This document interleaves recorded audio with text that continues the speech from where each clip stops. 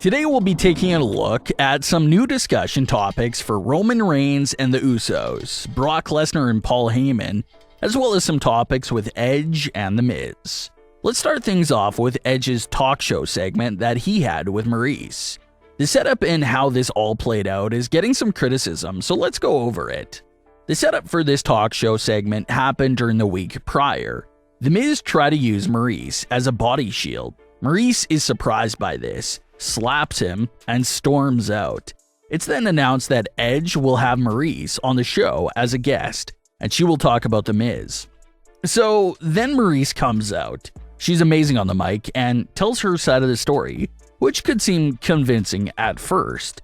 But Edge, being the experienced legend that he is, has seen this before. He calls Maryse out for faking everything and then calls out The Miz, saying that he knew this was all part of the plan and was a setup. The Miz then attacks Edge from behind and takes him out again for the second week in a row. Now, where the criticism comes in for this segment comes in with Edge's character. He figures out that it's all fake almost immediately. Yet, The Miz's plan still works out perfectly. So a lot of fans were discussing how it made Edge's character look just a bit foolish, because he had everything figured out, but still lost. So in that sense, it was a bit weird. Either way, it was basically a lose-lose situation, because even if Edge would have bought Maryse's story and then got attacked, everyone would still be calling his character foolish. So Edge was basically set up to fail within this segment regardless if he found out about the plan or not. What also seems to be a narrative in this storyline is the numbers advantage. It's impossible for Edge to keep up with The Miz and Maryse by himself. And there was another teaser there when Maryse even name-dropped Beth Phoenix. Everyone expects Beth to return to Raw to help out her husband Edge, and basically cancel out Maryse by taking care of her. Beth coming back to take care of Maryse will turn this feud back into a one-on-one story, rather than a two-on-one story that it currently is. So that seems to be the underlining theme here, that Edge can't handle these two-on-one attacks because there's nothing he can really do to Maryse. But let Beth enter the picture, and she can definitely put her hands on Maryse and balance everything out. So keep an eye out for that story and more subtle Beth Phoenix mentions and references. Let's dive back into Roman's story and discuss the possibilities of the Usos eventually turning on Roman Reigns. Roman had a very big line on Smackdown that almost surely seemed like foreshadowing. He said that he can never have any real issue with the Usos because that's his family, that's his blood. But what if a big issue does come up?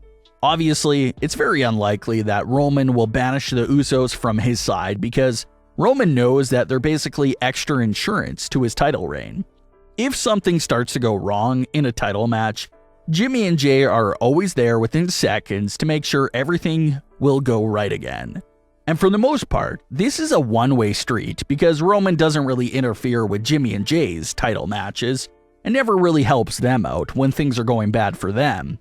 So he's definitely using Jimmy and Jey to protect his own title reign. Everyone knows that by now. There was several instances where superstars would be beating Jimmy and Jey down, and Roman Reigns would just walk to the back without helping them.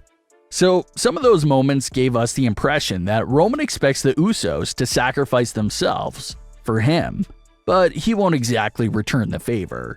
So knowing that fact and knowing that they help him out so much, it doesn't make sense for Roman to just get rid of them. Roman is a mastermind. He knows that his chances of retaining the title is much higher with those two by his side.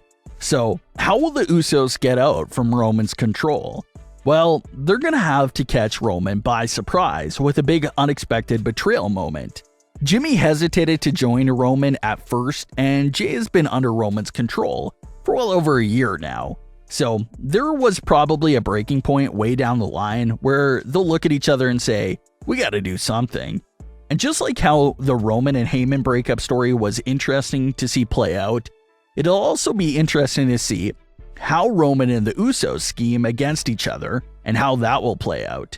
Jimmy and Jey saw firsthand what Roman did to Heyman, so that's definitely going to be in their minds the entire time. The main goal for Jimmy and Jey's betrayal would simply be, don't let Roman get suspicious. If the Usos can play their plan on the low and then catch Roman by surprise during a big moment, that would be the ultimate revenge for Jimmy and Jey. They betrayal Roman at a crucial time and obviously leave him in shock. But at the same time, knowing Roman's character and how observant he is, it'll be unrealistic for him to be just clueless about Jimmy and Jey plotting against him.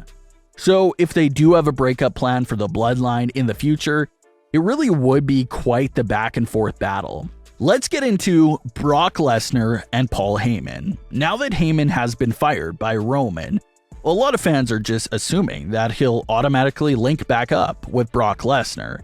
And even though that is an iconic duo, there is some fans out there that don't want to see them paired up again, at least not right now. Brock Lesnar has reinvented himself with this new babyface character. We're seeing a comedic side of Brock. We're seeing all these different emotions from him as a character, and the fans absolutely love it. There were some fans that were saying, Brock can't do it. Brock can't do it without Heyman. He can't carry the story on his own. But he's been absolutely nailing his role. He's been gold on the mic and carrying the story just fine on his own. Some fans feel like if Paul Heyman links back up with Brock Lesnar, we'll lose this new side to Brock's character, and we'll revert back to his emotionless robot persona, where he just jogs in place while Heyman speaks. So that's a very big discussion right now. People are loving the new Brock, and they feel like Heyman may silence him a bit if they were to link back up with each other. If Heyman and Brock do get back together, maybe Heyman does take a backseat, sort of like he did with Roman, and lets Brock continue to show his personality and this new side of his character. So yes, Roman Reigns vs. Brock Lesnar isn't exactly a fresh, exciting matchup on paper anymore, but there's constantly so much new things happening in that story that it keeps the matchup feeling fresh. Now we don't know what Heyman will do next. We don't know how Roman will operate without Heyman. What are the Usos thinking? There's just so many things going on, so many elements constantly changing that it does keep things feeling fresh.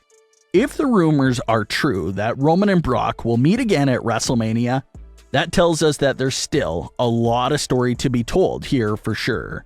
So we'll have to see how that turns out as well. But what are your thoughts on today's stories? Leave your comments below. Don't forget to subscribe with all notifications on, and leave a like if you enjoyed. Thanks for watching, guys.